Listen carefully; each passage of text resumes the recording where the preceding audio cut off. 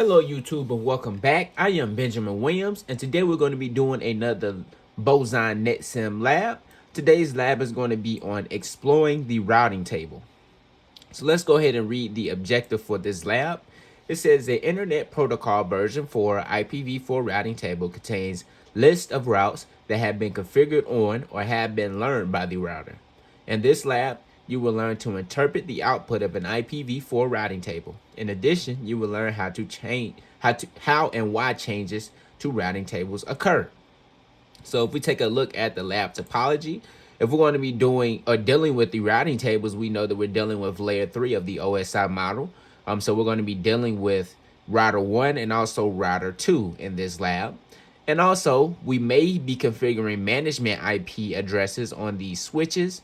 The distribution layer switches, of course, if they're layer 3 capable, they can do layer 2 forwarding information, but also they could determine what layer 3 traffic should go as well. So we may be doing that on these distribution layer switches depending on their capabilities. And we could configure IP addresses on these switches and able to have a management interface on these switches. Okay, so let's take a look at the commands that we're going to be using for this lab.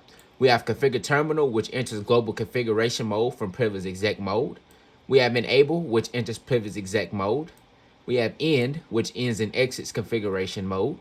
We have exit, which exits one level in the menu structure. We have interface type number, which changes from global configuration mode to interface configuration mode. We have show IP route, which displays the IPv4 routing table. We have shutdown, which disables an interface, and no shutdown, which enables an interface. All right. So if we take a look at our IP address information, we can see that we have a serial connection that router 1 has, and we can see if we look at the topology, we can see that that's the connection up to this internet cloud. It has an IP address of 203.0.113.2. It has a fast Ethernet 01 connection, which is the connection down to the D switch, the distribution switch, which has an IP address of 1.98.51.100.1. Then it also has a loopback interface configured as well with the IP address of 1.1.1.1. All right. So R2 has a similar config. The distribution layer switches, we can see that it has a fast Ethernet 01 connection, which is the one down to the A switch. And then also, it has VLAN 100 and VLAN 200 interfaces configured. So that is good. D switch 2 has a similar config. And then the A switches have SVI interfaces configured for each VLAN that they're in as well. All right. We can see the IP addresses of the PCs. We can see that PC, it looks to be like PC1 and PC1 and PC4 look to be in the same subnet. And PC2 and PC3 seem to be in the same subnet. All right. So let's go down to our lab instructions. We're going to be doing our readings top right. We're going to do our configuration down here at the bottom. All right, so let's go ahead and get into our lab task. Lab task 1, it says explore the IP routing table.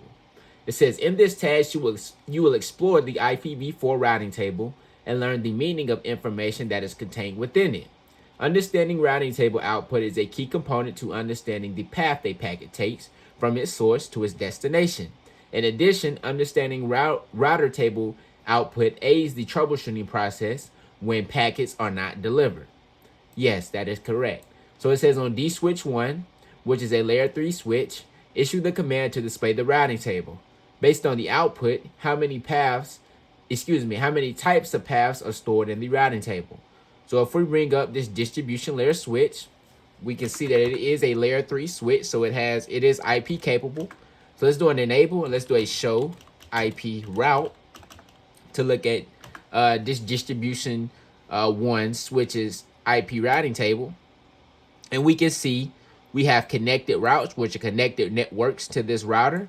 We have local routes, which is an IP address that's local to this device. We can see that we have OSPF routes, which is from a different router. We can see that its administrative distance is 110 and has a cost of 2. We can also see that we have a OSPF with the E2, and we know that OSPF E2 means OSPF external, so it's an OSPF external route. All right, so we have connected, which is 1, local, which is another, so that's 2. We have OSPF, and then we have OSPF external, so we have a total of 4 different paths, or 4 different types of paths. All right, let's see what Boson is going to say.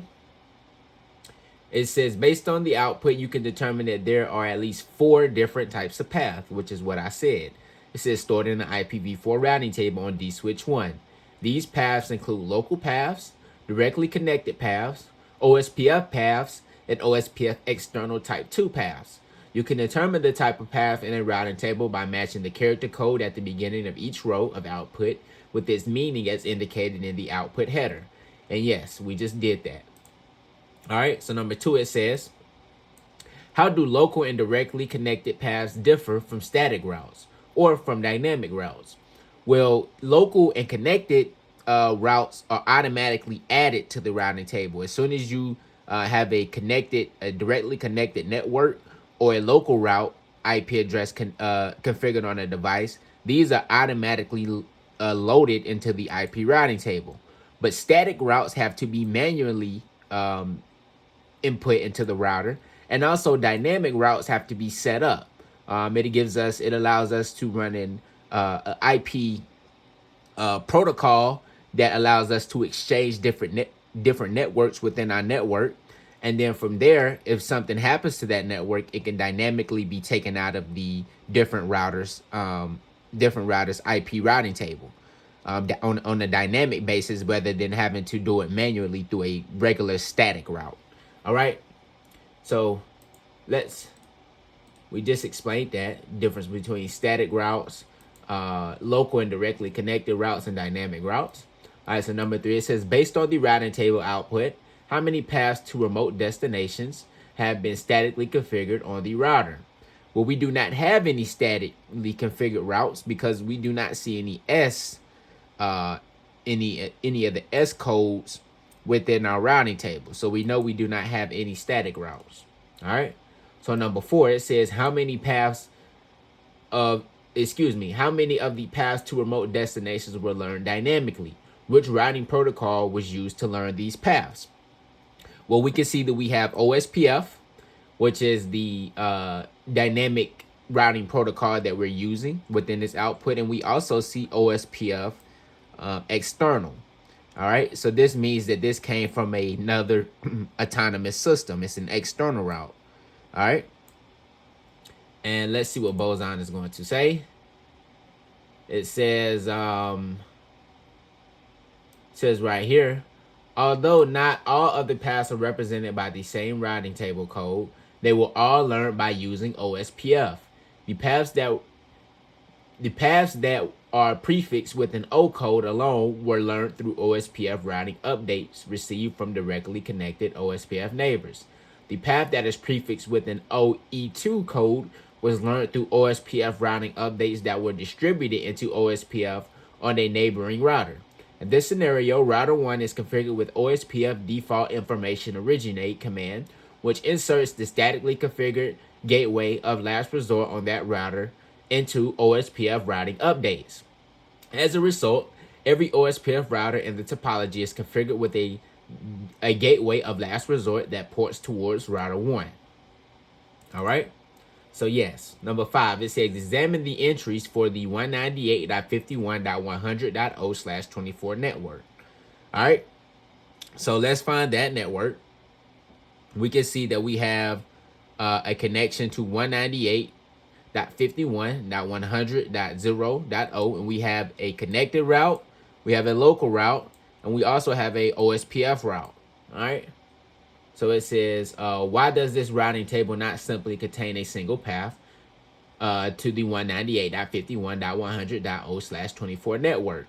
Well, that is because these different addresses they encompass a different range of IP addresses. So /29 is different than a /32. And a slash 32 is different than a slash 29. Okay, a slash 32 only encompasses one address, while a slash 29 encompasses, I think it's 4 addresses, if I'm not mistaken. All right, so let's see what Boson is going to say. It says, when everything else is equal, a router typically prefers the destination with the longest prefix, or the most specific path to a destination. If more than one path is available, for example, if a router forwards a packet to 198.51.100.0/24 network and has a choice to send it through either 198.51.100.0/24 subnetwork or the 198.51.100.0/29 subnetwork, the router would choose to send it through the /29 subnetwork because a prefix of /29 bits is longer than a prefix of a /24 bit. Yes. So any route that's received by a router is going to be forwarded by the most specific route within the routing table. All right, so that's basically what that just explained. It says in this scenario, D-Switch 1 knows of more than one subnet mask for the IP address in the 198.51.100.0/24 network. The routing table therefore contains an entry for each of the most specific prefixes to the destination that it knows about. Yes, that is 100% correct. So it says examine the path to the 198.51.100.8/29 network. From what other device and what other interface did D-Switch 1 learn this path? All right, so if we look at this, we can see that it says what other device and on what interface did D-Switch 1 learn this path. Well, it learned this path via OSPF through an IP address of 10.10.100.2. That will be the next hop. So if we take a look at our IP address information and we try to figure out who 10.10.200.2 is, we can see that that is D-Switch 2. So D-Switch 1 learned this IP address from D-Switch 2. All right. So you can see right here, it says the line of output above indicates that the path to 198.51.100.8/29 network was learned via 10.10.100.2, which is the IP address that is assigned to D-Switch 2's VLAN 100 interface. In addition, the output indicates that the path was learned through D-Switch 1's VLAN 100 interface, which resides on the same subnet as D-Switch 2's VLAN 100 interface, and is the interface through which D-Switch 1 established its OSPF neighbor relationship with D-Switch 2. Yes, so we can see right here that D-Switch 2's Fast Ethernet 100 IP address is the next hop, and that's the way that D-Switch 1 learned about this route, via OSPF through D-Switch 2. All right. So on number 7, it says examine the two values that appear in brackets in the path to 198.51.100.8/29 network. What does the value before the slash represent? What does the value after the slash represent? So we're looking at the administrative distance and we're looking at the metric or the cost. So as we know, OSPF has an administrative distance of 110. And the cost to get to this subnet right here is a cost metric of 2 within OSPF. All right, so let's see what Boson is going to say. It says the administrative distance, yes, is the level of trustworthiness that is assigned to a specific path on a router. By default, OSPF has an administrative distance of 110, Enhanced Interior Gateway Routing Protocol, EIGRP, on the other hand, has an administrative distance of 90. The lower the administrative distance, the more trustworthy the path. Therefore, if D-Switch 1 were configured with both OSPF and EIGRP and learned paths to the 198.51.100.8/29 network through both protocols, the EIGRP path would have been inserted into the routing table instead of the OSPF path. And that is because of administrative distance. All right. It says the bracketed value behind the slash represents the path metric. The metric is used to determine the route priority. If routes to the same network exist from multiple similar sources of routing information, such as whether multiple OSPF routes exist in the same network. OSPF uses cost as a metric. Other routing protocols calculate metric in different ways. All right. So yes. All right. Number 8, it says on router 1, display the routing table. What difference do you notice between router 1s and D switch 1s? What difference do you notice between router 1 and D switch 1 where routes, types, and routing protocols are concerned? All right, so let's go to router 1. Let's do an enable. And let's do a show IP route on router 1 to compare the difference in its routing table from D switch 1. So we can see that they have similar routes, because router 1 also has connected routes that D switch 1 has. It has local routes, and D switch 1 has local routes as well.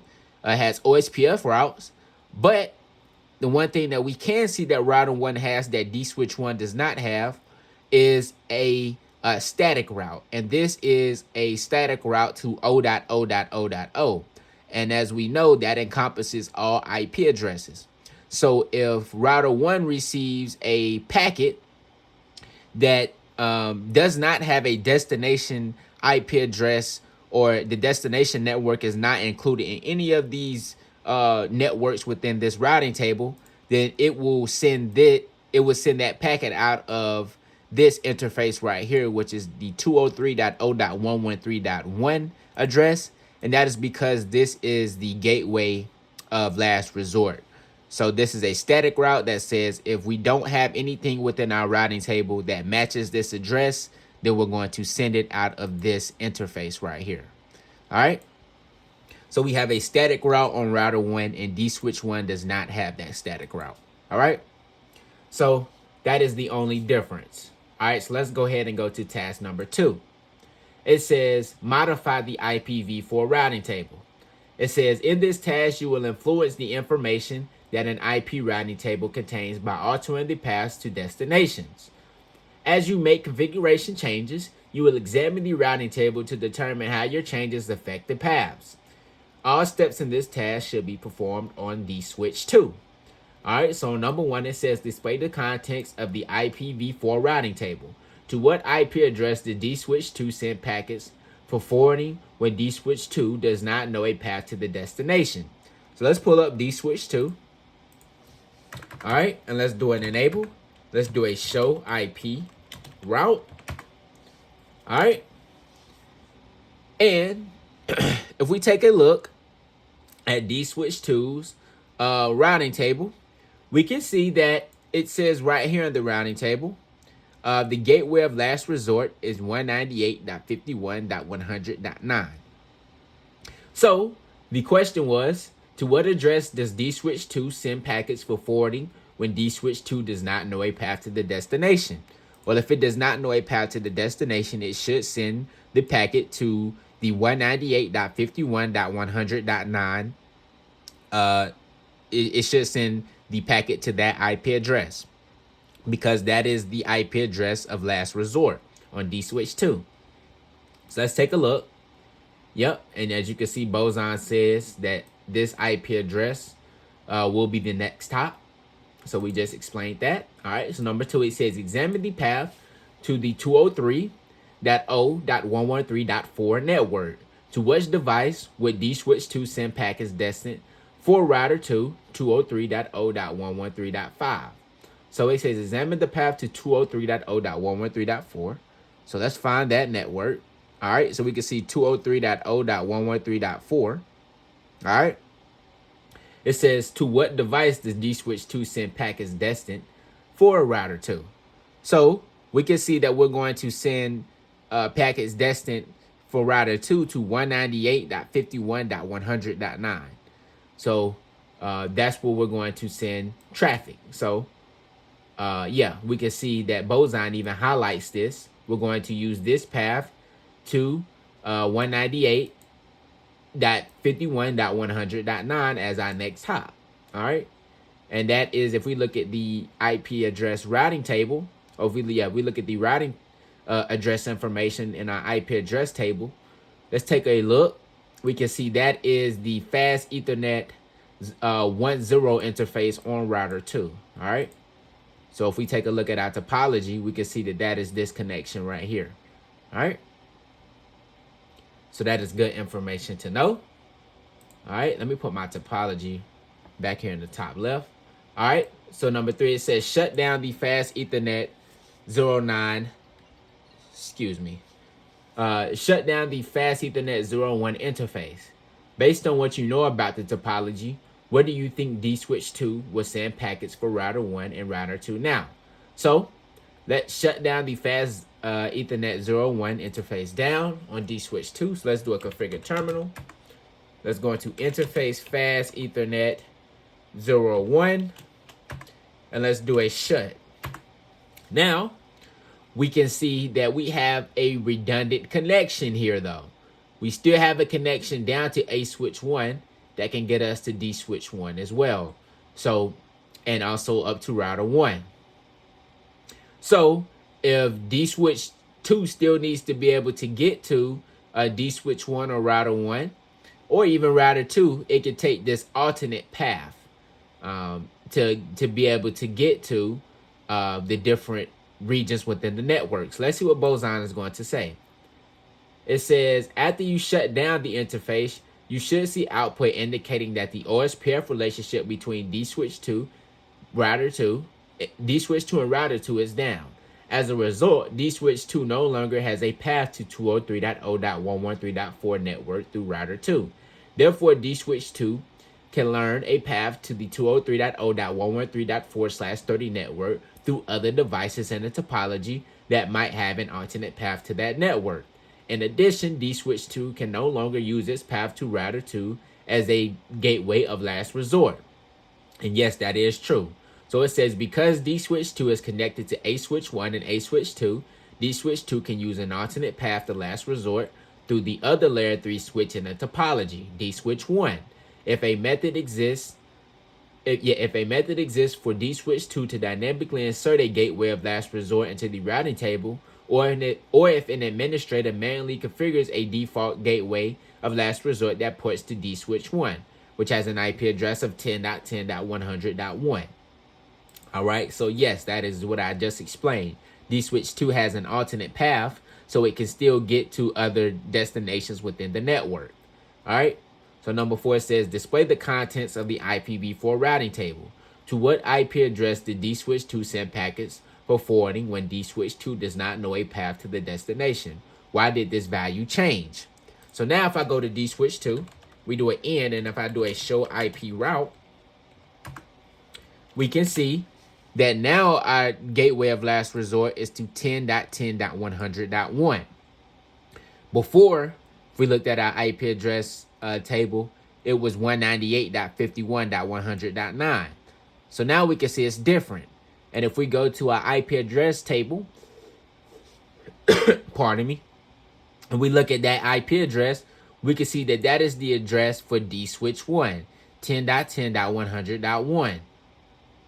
So now it's going to D-Switch 1 as a gateway of last resort. All right. So on number 5, it says re-enable the fast Ethernet 01 interface. Based on what you know about router path selection, what do you think will happen to the contents of the routing table? Well, the routing table will update with the information that was there from before if we re-enable this interface. And then the gateway of last resort will go back to 198.51.100.9. All right. So let's confirm that. Let's do a configure terminal. Let's go into interface for fast Ethernet 01. Let's do a no shut. All right. And let's give time for the network to converge. We want to allow OSPF to reestablish itself and get fully established on the network. So let's give it a little bit of time. We know OSPF has to go through its different state information. We want to get it to the full state. So it's fully operational. So let's do a do. Okay, I was about to see where the adjacency was. So we just seen that our adjacency has now came up. All right. So now if we do a do show IP route again, we can see now that our IP routing table is updated. We're back to the original gateway of last resort, which is to router 2. All right. So number 6, it says display the contents of the IPv4 routing table. That the gateway of last resort and path to 203.0.113.0 network changed, and it did. All right, we can see that to the 203.0.113.0 network, we have this path, and we can also see that our gateway of last resort updated as well. All right, so this looks to be the end of this lab. So let's go ahead and hit grade, and hopefully we did everything correctly. And we did. So I appreciate you guys for watching this video, and I'll see you in the next one.